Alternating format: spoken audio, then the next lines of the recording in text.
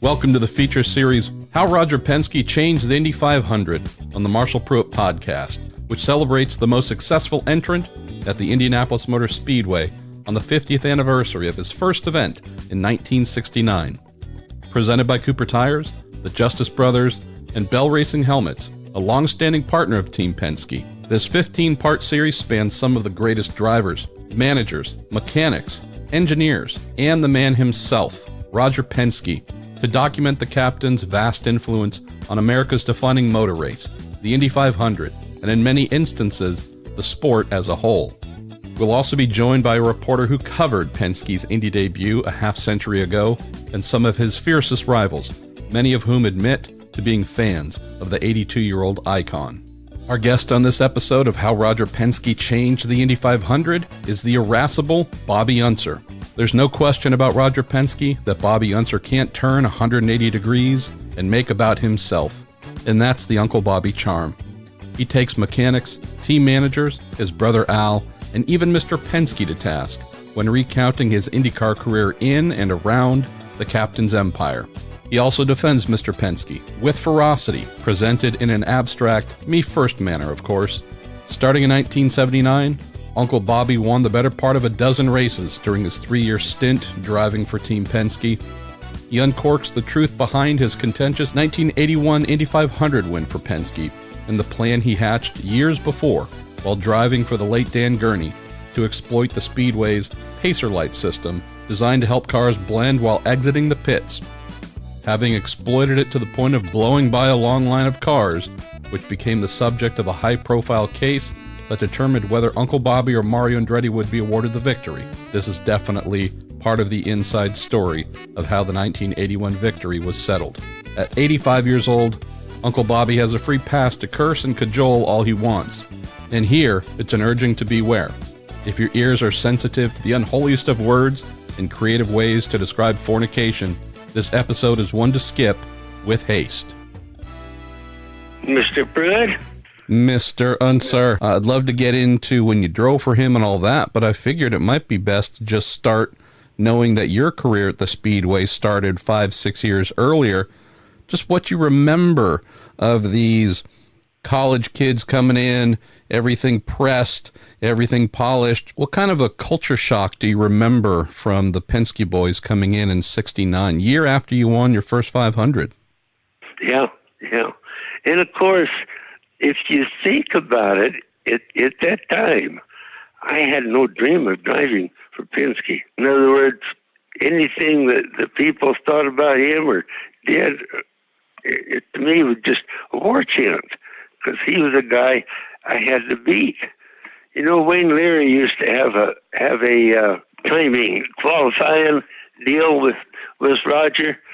I finally caught Wayne doing this because, you know, people don't realize it, but Penske's really is a gambler. He loves to gamble, but he won't do it like the best I saw, like when we were, I think it was in England, I had to go over and introduce him because some of the people at that gambling casino, I think Playboy Club or something we went to, I don't remember. But the thing about it is that nobody in the gambling casino, whichever one we went to, Teddy Yip was the one that made all the arrangements, because he goddamn sure big gambler.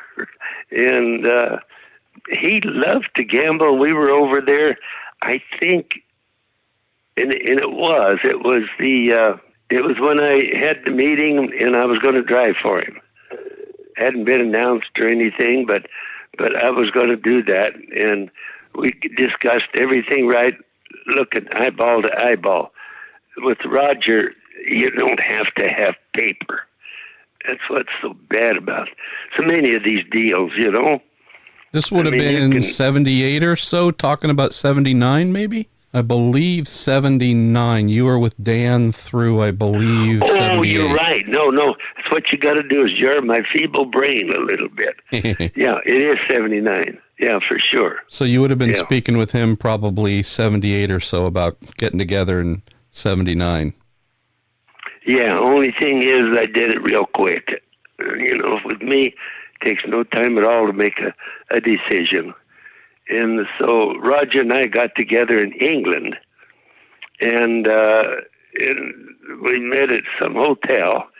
He gave me the little dinky sheet of paper with the name of a hotel on it. And I'm going to catch a cab. I ain't got the foggiest clue where that thing is. And I didn't really care. I just want to talk about race cars. And so we got together in that hotel. I got there before he did. And he come up to the room. We didn't do anything, didn't have a drink, nothing. I just told him what I had to have if I was going to drive for him. And he didn't put any stipulations that I can remember in front of me.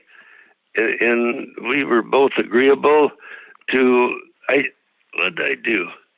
I told him, you just match Gurney's contract. I didn't tell him how much it was. I said, you match Gurney's contract and we have a deal. And then, of course, a lot of little things, like who the team manager is. Same shit that I'd always squawk about, Sure. If they don't have the right support deal, ain't no sense in being there, right? Might as well go fishing somewhere. So I had those stipulations, and no problem at all with Roger. I can't imagine anybody having stipulations or something wrong with Roger Penske if you're trying to put a deal together. God damn. Easiest one I ever saw in my life. And I didn't ask him for another penny. I knew what my brother was getting. I probably knew what Mario was getting, and Leonard and guys like this. And I just didn't care. I got to have a fast race car. And I got to get back to some good testing and good development and stuff like that. That's my life anyway. And so I told Roger all these things, and he was okay with it. But I physically told him, I says, I can't have I got Haffington that worked for Gurney for so long. I mean, I didn't like that son of a bitch, no matter what, And I wouldn't run with him or for him or anything, The only thing I'd do is pop him in the mouth. That's what I'd like to do.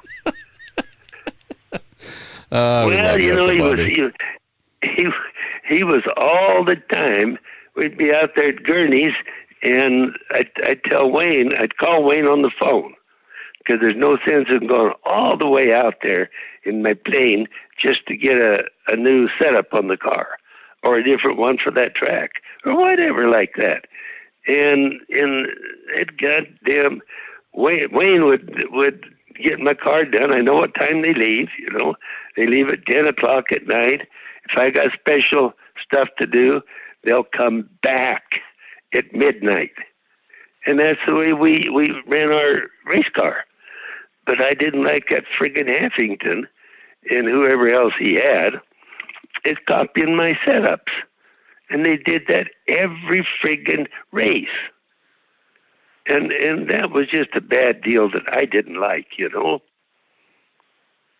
course, he ended up crashing the car. We went to Trenton, and he ended up crashing the car right away. In other words, in the warm-up shit, he just went out there and kerbleppo. And it looks like maybe they were copying my deal, and I changed my deal.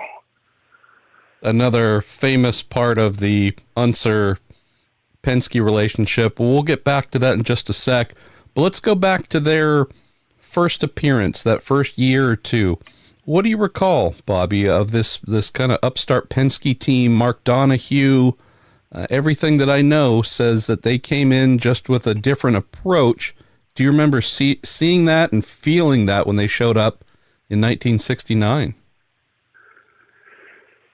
Oh, no, I don't. I don't remember what happened to him that year. Well, I know what happened to him overall. I'm talking about ahead of it, Sure. And you see what we had what you're probably missing a little bit there is we had a deal between our team and Donahue's team, which was Penske. Mine was Judd Phillips and Little Red and so on, And I know that, and I know that they're going to be tough no matter what. So I just go to work and match it, go up with it. If I see them do it. See, we had an agreement. I wouldn't do any secret testing from them. And they had an agreement, vice versa, for me. And I think we kept that for a while, but somehow or another it went away. Shit, I looked at all the things that they did to their car. We didn't like that Lola, because we had the Lola 4-wheel drive. See? Yeah, we didn't like that car. I didn't like it at all, and Judd didn't like it. And Al seemed to like his. He'd say, "Well, seems to be okay to me," And so we did all of that, agreed on everything. Went to Hanford, did a lot of our testing, and so I know I can see what they do when they're at my test or I'm at their test, whichever way you want to look at it. Hey, I'm pretty sharp on that stuff. So I can tell whether they've been cheating a little bit or not, meaning against us. Nothing else, And didn't see anything.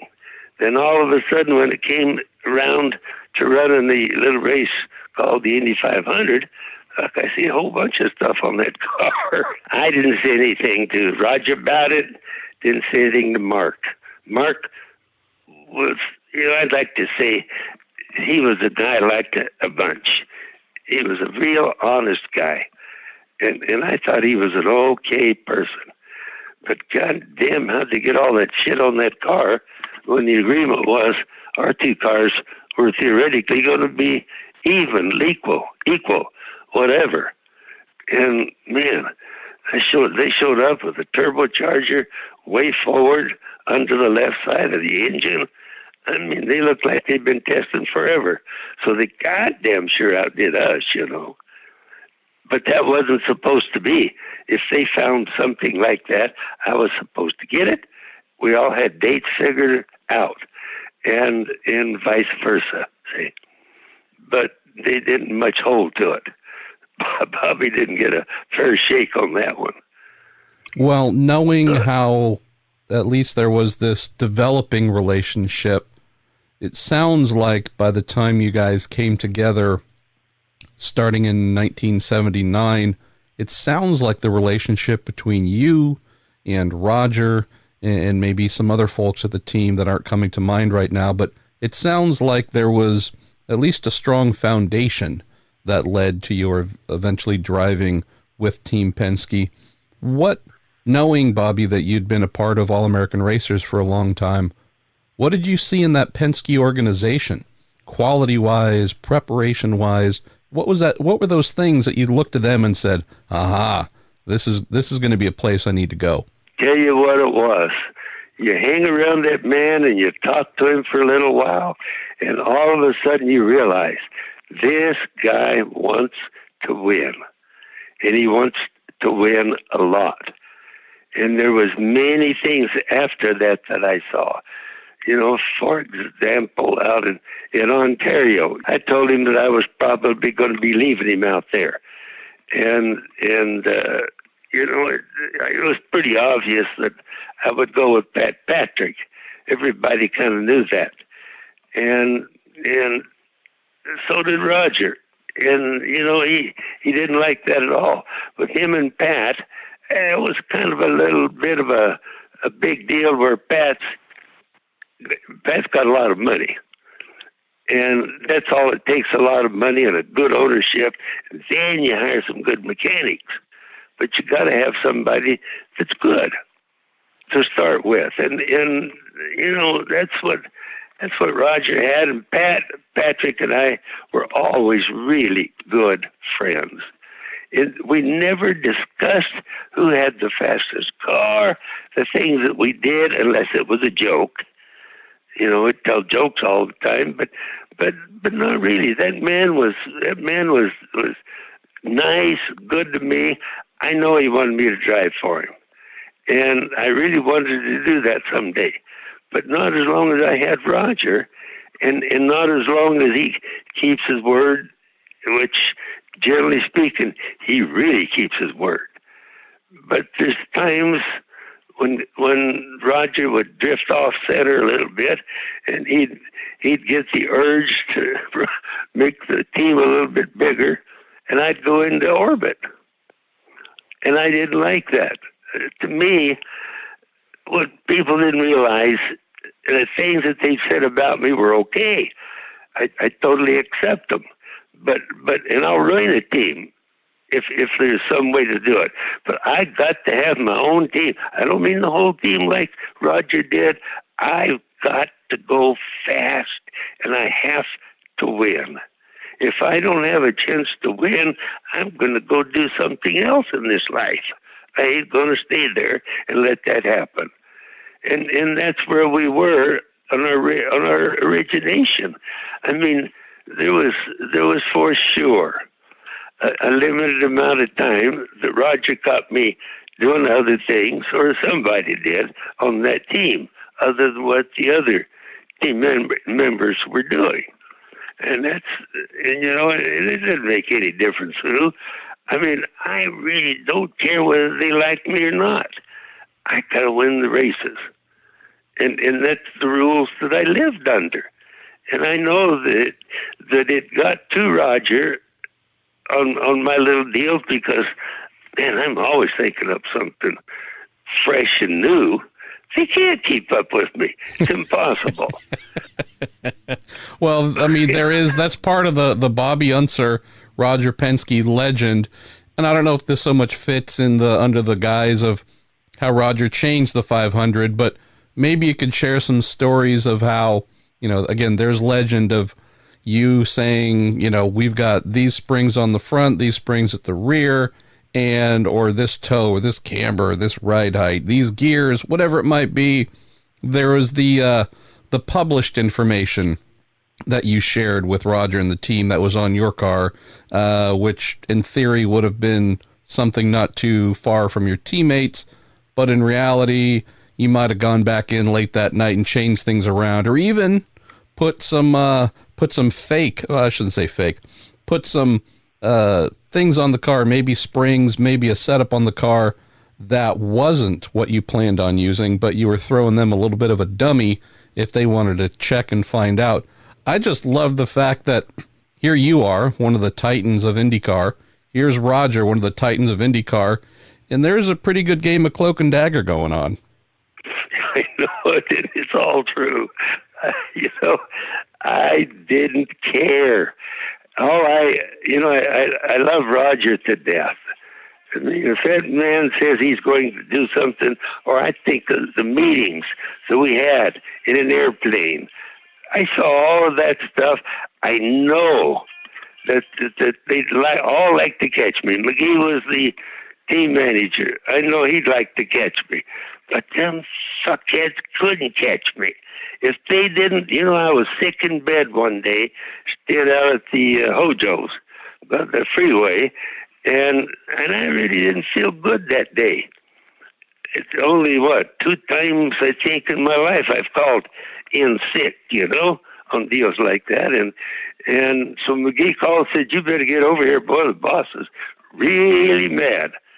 I says, "Mad for what? Man, I ain't even been there today. I'm in bed. I don't feel good." And McGee says, "Well, he took your car and put it on the bear rack." Ooh.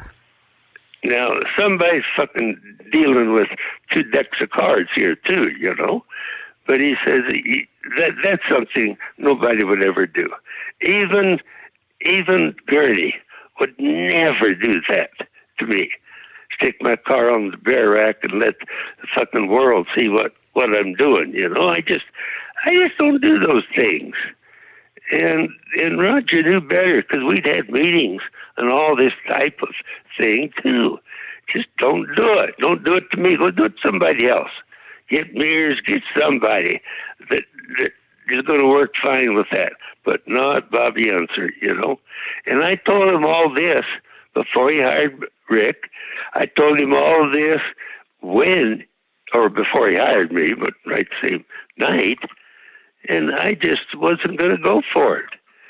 And so, you know, the best thing to do is say goodbye. I don't like to leave the best ride in the whole goddamn racing world in out of stock cars, you know, because it was the best ride. But they got to be a little bit honest too. You know, take my car, and for sure I got secrets all over that thing. I mean, but I think I can see Roger smiling every time I won or every time I was leading a race and could have won. So at any rate, I knew this with Roger, but also now we've been going along for a while.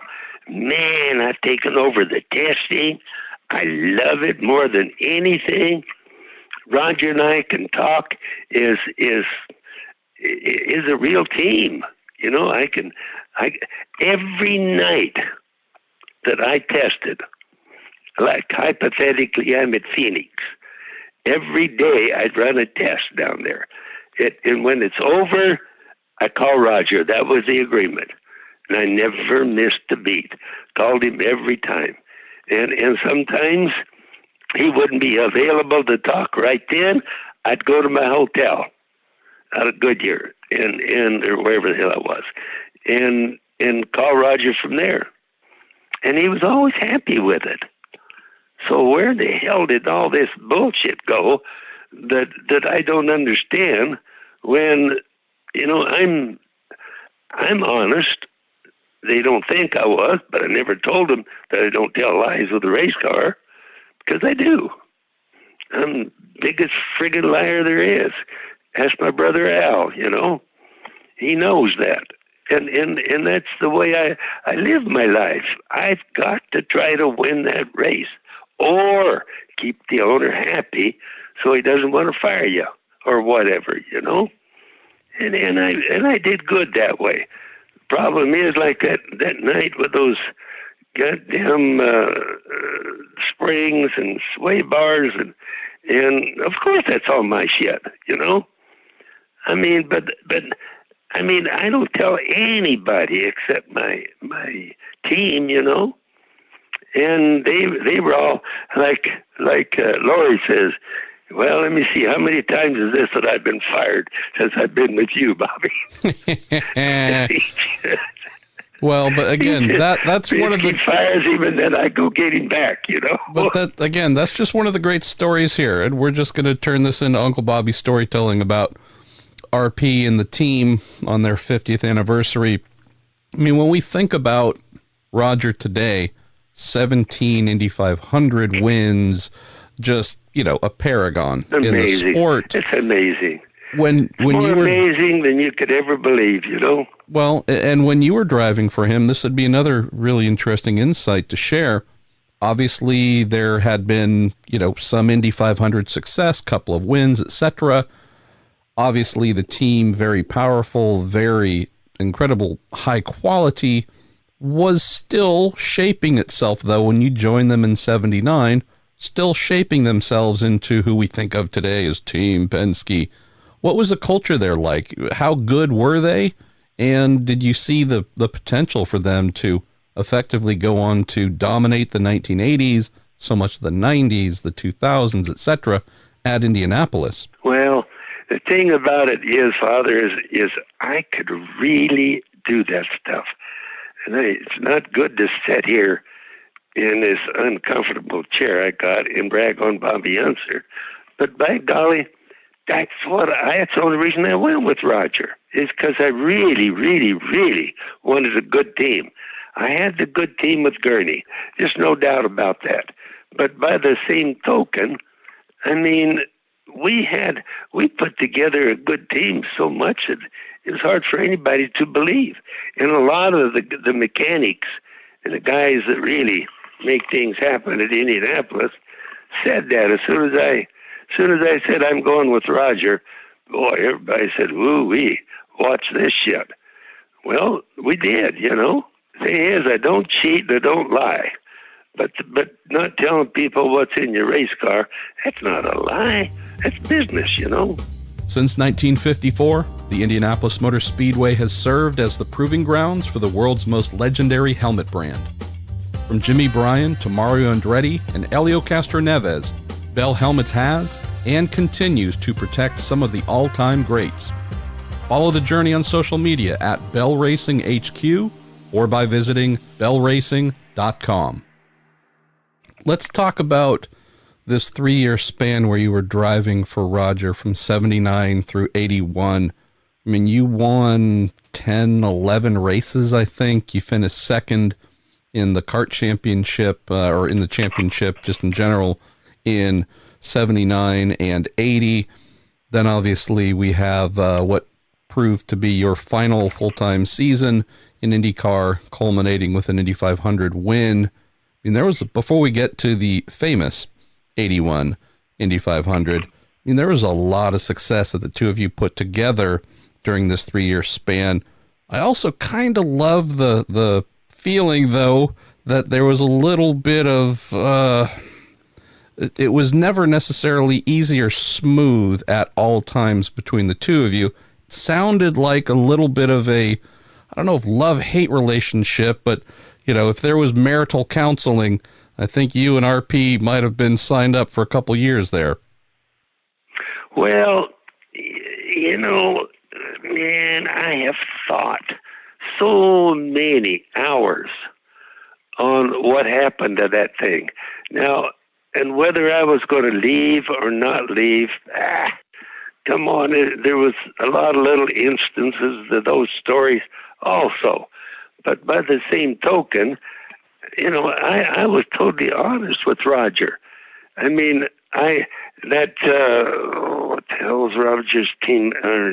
Derek Walker. Didn't get along with Derek at all. See, there's another thing that you don't know. The guys in England didn't really care for Bobby Unser. The sooner they could get rid of me, the better they liked it. This is with a few exceptions over there, you know. And that was okay with me. I didn't care. Every race car I drove of Roger Penske's, it makes no difference what it was. I made that sucker go faster, and I made it go longer. I did everything was better on it than what they'd done before. I don't care if it was Mark. I don't care who it was. But the guys like over in England, they didn't like me. And that's okay, because I'd get their brand new car, they'd ship it over to Reading, Pennsylvania. I'd show up and change everything before the car even ran. And I wonder why they didn't like you. Well, I guess that could be the reason, you know. But that's what I do. In other words, that last deal I did was a good example. Roger calls me up and he says, I had agreed to do 5 races for him the next year.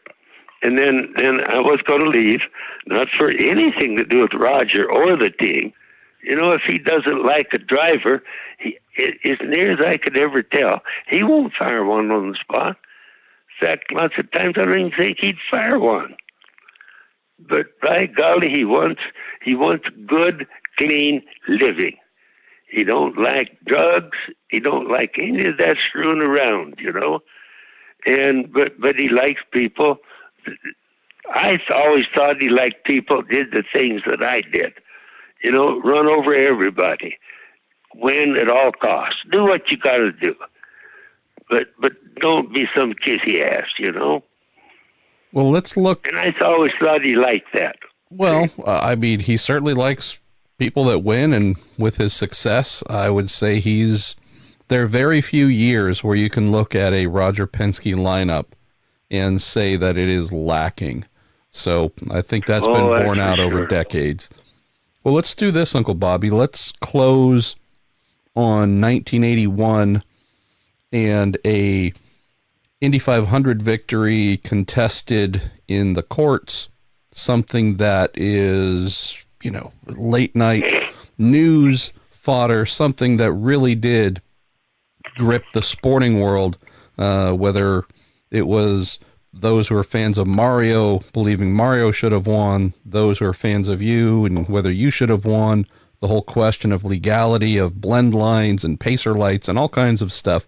We won't go into the full history of all that, but what I'd love to hear about is what you saw from Roger, just as a team owner, as a friend, as a competitor, and how he not only treated you, but how voraciously he went after getting this win, making sure that it stayed with Penske, which ended up being your third and final Indy 500 victory. What do you recall from all the kind of nastiness and back and forth on the whole legal side? What do you recall of Roger and how he behaved, performed, and treated you?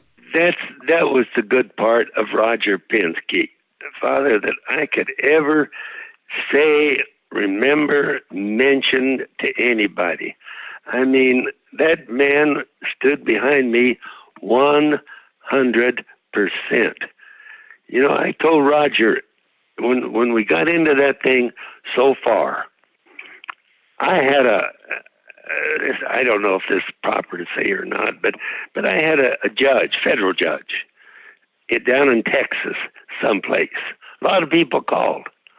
But I had this federal judge.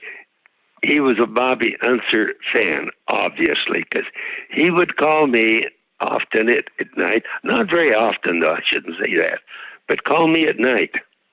And then he'd like to hear what stuff I heard during the day, what transpired, something like that. Got nothing to do with our case, right? And then he tells me in the phone call that he's making, here's what I think you ought to do. You got to get out of that kangaroo court, number one. Number two, you got to get this thing into a federal court. He says that if you get this into a federal court, he says, I don't think there's any doubt that you would wholeheartedly win it. But in the meantime, after you win it, in case you do, he says you're going to break USAC totally. They're out of business. They won't have that much money. And I laughed and I told him, I says, that would be a good one, and I know they wouldn't have enough money. That'd break them for sure. They'd already been scared that Penske was going to break them, see? And, of course, we know he could, you know. And so then I just said, well, you know, that's what I'm after. That's what I want to do. I want to sue USAC. I want to sue ABC. And I want to sue the Speedway. The Speedway, these are the guys that called Bobby Unser wrong.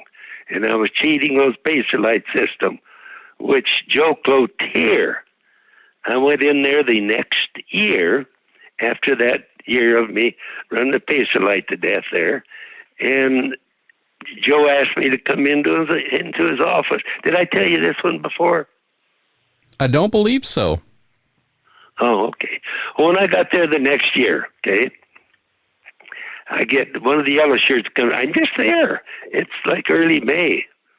The motorhome, I don't even think it's put away yet. Good, meaning hooked up, you know. And the yellow shirt says, Bobby, he says, Joe Cloutier would like to see you down at his office. And he says, good. I mean, Joe and I have been good friends. I mean, I've never had a disagreement or an argument with him. I mean, I think he's always been good to me and nice to me. But so I get along. So I go down there and I walk in and shake hands with him. Joe, I still don't have any idea what he's going to be asking me. Yeah, and I mean, he was the president of the Speedway, if I recall. He's the new big boss. Yeah. You know, Tony's, but Joe's always been the boss. People just don't know it. I mean, he ran that whole goddamn thing. He ran everything in Terre Haute that Tony owned. I mean, he was the real boss. But it didn't make any difference.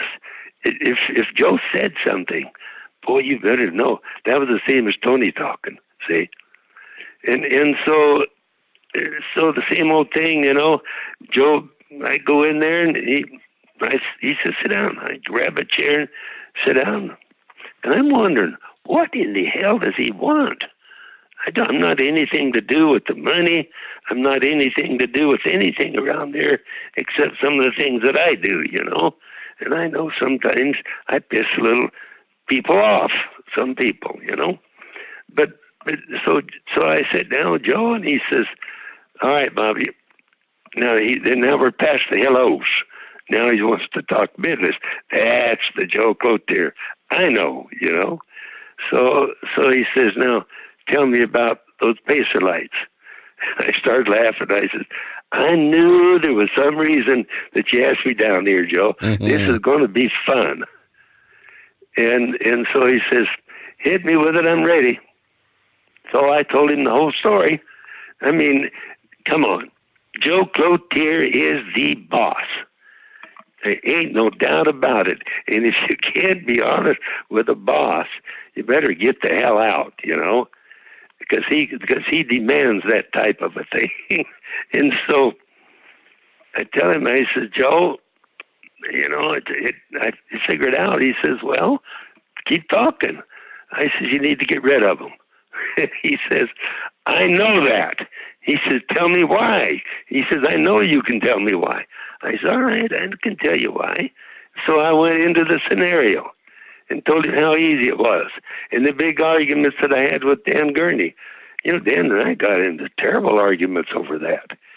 And I told him that I thought I could do it, or it's worth a try of picking up the pace and getting rid of one or two lights, outrunning them and doubling up on them, whatever the heck you want to call it. And Dan wouldn't go for it at all. Big argument right in front of the team over it. And so I just went down and I got Wayne, of course, my chief mechanic. Wayne's going to do what I want. It don't make any difference who else wants it or doesn't want it. So I tell Wayne, I says, I'm going to go get in that fucking Corvette. And I says, you time me. Here's how we're going to do the whole thing. And so I took the Corvette out, and of course he knows what lap I'll do it, blah, blah, blah, And I go out, and I did it, and it was successful.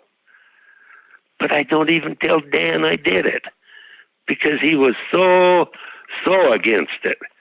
So I just did the friggin' thing with that Corvette. It worked. Now, I couldn't do the speeds that we can with the IndyCar, but I can goddamn sure make my point. See, now all I got to do is have a good slow caution, which there'll be probably several of them, and man, I'm gonna have those guys wrapped up like a nice hot dog. They're gonna be all sorry that nobody wants to give me credit for being smart enough to figure this out. Well, who the hell did they think did it?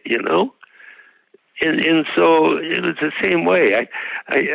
Wayne and he says, what are we going to do? I said, Wayne, I'm going to do it in the pit stops. Now, you just get that friggin' thing ready.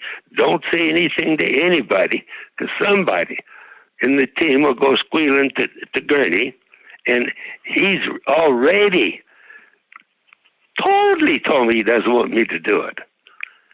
So I says, I'm going to do it, and I says, I know it'll work. Now, how good it'll work, I can't guarantee you, but it's going to work. Wayne says, okay. I mean, that's Wayne. Wayne was always that way with me. In our younger years, same way. And so, I couldn't try it with the race car. If I'd have done that, everybody would have known it. But the Corvette was really fast that year. And so that was an easy way to prove my deal, see? So I went out and I gained like a light, whatever the hell it was. It's how many of those lights you call it. The pacer light, I got her. How much you got? I got one light. Okay, that's pretty good gain. The lights are pretty far apart. So Wayne and I would sit down and write the thing out and figure it all out. I said, fuck, Wayno, I can do it. It's easy. And I said, they have no rules against this. There's nothing they can do to Bobby Unser or the team. And so we figured it out. I went out there and did it. And, had I done it, had I wanted to do it a whole lot more, God, I ended up first or second in that race, I don't know where I ended up, but it would have been a lot better than what I did. That wasn't one of my faster deals, I think you ended up, sixth in 78? Yeah, in the Eagle there. So I guess one thing that'd be fun to know, was Roger aware that you had this Pacer Light plan in your back pocket, or was this a bit of a surprise to him? No, I couldn't tell Roger. No, couldn't tell him. Had to have everything, had to be Bobby Unser, had to be my team for change. No, couldn't do that. Couldn't tell Roger. The team kind of went apart a little bit when it got to that point, Didn't break us apart completely by any means.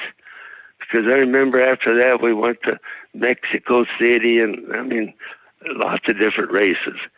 And Roger was just as strong with me as he ever was.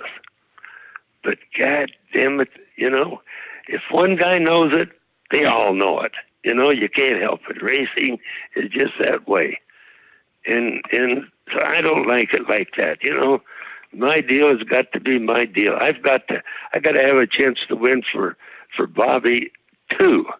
Roger Penske for sure. But Bobby's racing too. And I won a couple of them suckers, So I like that. And I don't want somebody else just taking over, which they could easily do, But Roger should have, see, after all of that shit happens, he thinks something's wrong because his, Bill, whatever his name was, that drove the third car, do you remember his name? Bill Alsop, maybe? Alsop. You good, man. I try. Yeah, it was Bill Alsop, and he's having trouble. He just is not a race driver. That's it in a dump. It's no good. He's not a race driver. I'm sorry. I like the guy, but he's no good. And he's never going to go fast. Number one. Number two, he ain't even going to make the show. See? And so he's got that same friggin' guy. If you held your head up a little bit like when I first started talking to you, and I told you Hathington, that was his chief mechanic. And I don't like that son of a bitch because all he ever did was copy me.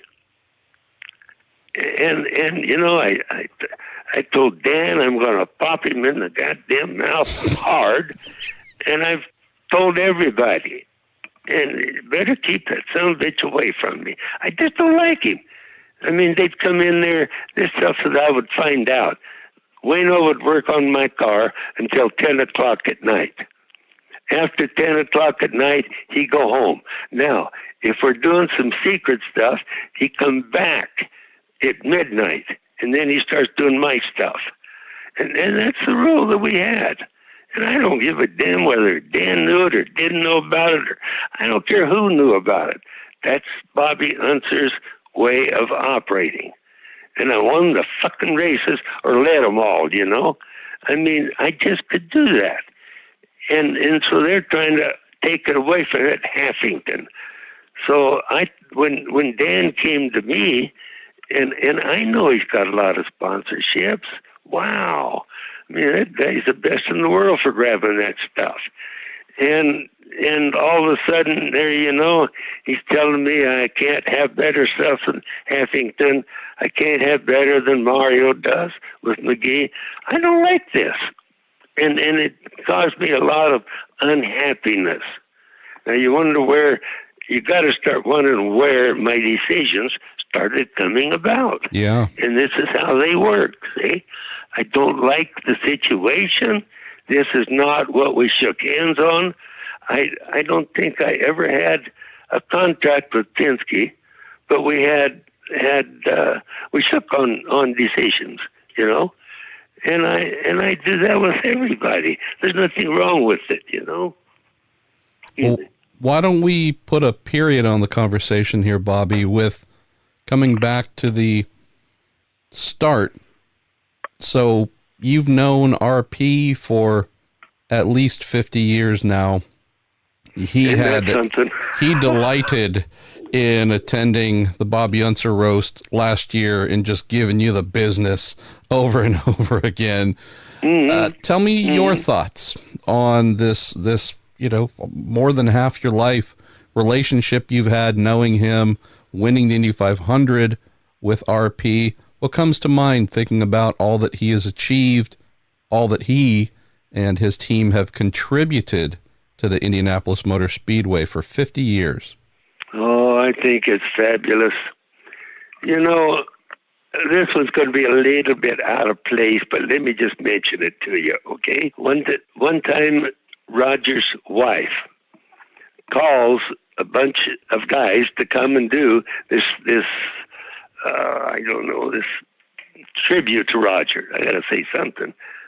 I think it was at the Speedway, I'm pretty sure. And that Al got up on the mic. He was up there before I was, and which is okay. But when he got up there, all he did was drill Roger Penske. Now, what in the hell could Al be picking on that's wrong? I mean, what did Roger do that's wrong? He ain't never done anything wrong to anybody I know of. Always pays his bills. He never tells a lie. And so Al gets up. Now, Al's been driving for him. And by golly, it looks to me like Al won the Speedway for him. And it looks to me not only that way, that they found a friggin' car in a hotel. Roger never quit. Roger never quit. Al got a ride, and I'll be a son of a bitch. The world thinks he won the race. So what in the world did that Penske do wrong to Al? I'm not pissed off at Al about everything, but about that evening. You know, Al gets up in there and he just talks and says bad things about Roger, how he was too young to be fired, talking about his getting fired. You don't even do that if you don't like the car owner. And so next it's my turn. So I got up there and I worked it just the other way around. I put Roger up, put Al down. Didn't do bad on putting Al down. For sure, he's my brother. But boy, did it piss me off, you know. Who in this world could give you a race car as good as Al been getting from Penske, and he hadn't been going fast enough? I mean, Al knows that. He said it right in front of all those people. So that's bullshit, you know. Al had no right to pick on Roger. And there's where I come in to Roger's behalf, you know. And Roger was fair in things like that. But you don't just pick on somebody for the hell of it. That's all Al had because his driving got too slow. Hey, Father, that's what happened to Al. He got to where he wasn't going fast. Now, I know he could, and I know all he's got to do is make up his mind and put it in his little pea brain, and he's fast as a rocket, you know? But he wasn't going to do that. He liked doing what he wanted to do. He liked to coast and collect. That's what we call it, you know? And he shouldn't do that with Roger. He's taking somebody's ride that's a good one. Number one, we wanted Al to get one of the new cars, new engines, everything. But either he doesn't know how to work Roger or something, because he damn sure should have had it at least for the Speedway. But that's when Danny and Gaius came in.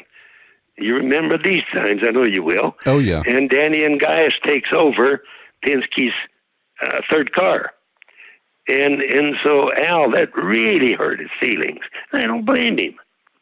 But by the same token, man, in this business, this world that we live in, boy, you got to kick ass and make everybody pissed at you all the time.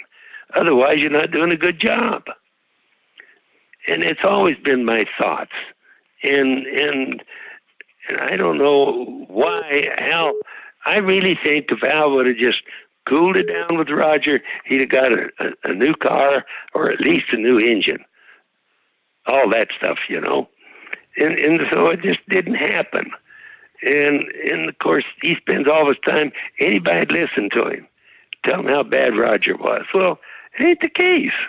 Well, I appreciate the fact that you felt compelled to defend Roger, which I guess is an answer in and of itself of the kind of regard and respect. Well, that's what I had to do because I'm on the in. I'm not on the out. And it's not like as if Roger is trying to hurt Bobby Unser. He isn't. Man, all he wants me to do is agree to stay another year. See? That's all Roger wants. He doesn't want an argument. He doesn't want to fight. He just wants Bobby Unser to keep driving for him. And I told him, Roger, I told you I wasn't going to go past what my son I could do for Robbie. And I said, you know that. And I said, I'm not leaving you. I'm pissed at what some of these guys are doing and saying. But Roger hasn't left me. He told me he didn't want to sue the Speedway. Okay? You don't sue him. I'll sue him. And you don't want to do this and that and the other. And I say, it's okay. You go do your thing however you want to do it. But I'm going to sue ABC, and I'm going to sue the Speedway. And that's it. And so he gets me in I'm sure you want the caption of that one, too. We're standing way back with some of the small motorhomes. At any rate, there was a little old junky one, Class C type motorhome that was just lurking. It was just sitting right there, right? All these great big newels and all this shit, you know. Roger says, we got to have a talk. I said, well, okay. You know, I don't know what he's going to talk about, but sure, let's have a talk. And with Roger, boy, I love it. And so he says, whose motorhome is this? Oh, it beats the fuck out of me. I don't know whose it is. So I tell Roger, I don't know, but watch, I'll find out. So I just scream, whose is this? Somebody points, hey, I need to use your motorhome. Fine, there it is. It's unlocked. That's it. We go inside, and we went clean to the back. You know, and them little dinky ass ones. Yep. They got a bed across the very back, right? So I go back there and we're sitting down. I think it's going to be nice stuff, you know, and there's nothing could be bad. And so Roger comes in and we sit down and he says, I know you have your heart in suing ABC in the Speedway and so on, you know, and went through the whole deal. I says, yeah. I said, you watch how much I get out of ABC. I said, I'll teach them. Well, I said some very bad words to that, you know. And I says, but man, I can do it. I'm going to do it. And I says, I'll have a really good attorney if our attorney doesn't want to do it. In other words, he really got to where he liked me, you know. And so I says, but I'm going to do it. I says, you should do it with me. I said, the two of us together, we'll cause these people to really straighten up. And I said, let's just do it. He says, no, I don't want to do it. He says, I just want to race.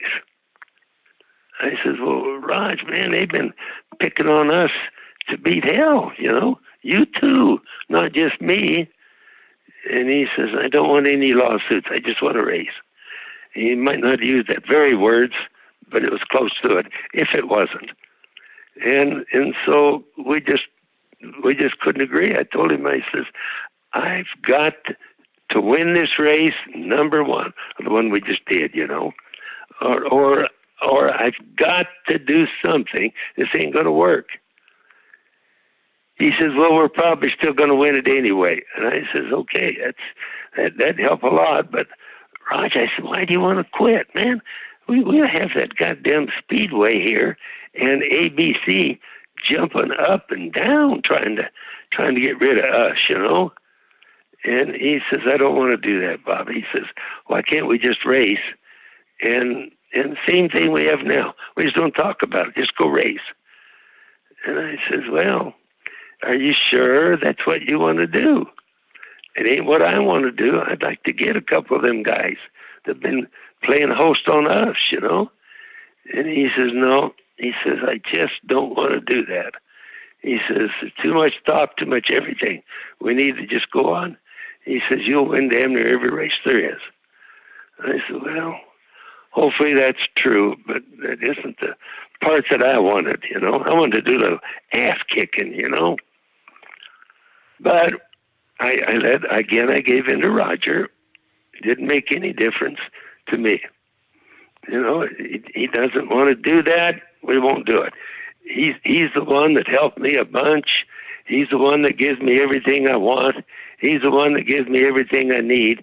I mean, I can't go against this man, you know? Well, it sounds like 50 years later,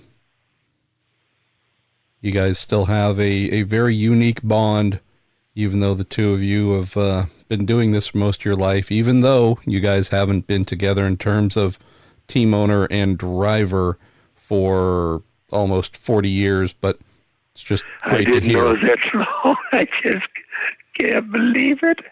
Yes, he was coming by the motorhome, and I was just sitting here trying to think. 2 years ago, okay? And I'm up in the motorhome, or I'm outside trying to fix one of the cars. Who knows? But at any rate, here comes Roger down to his trailer down past us. And so he stopped at my motorhome. It means he wants to say hi to me, whatever, you know.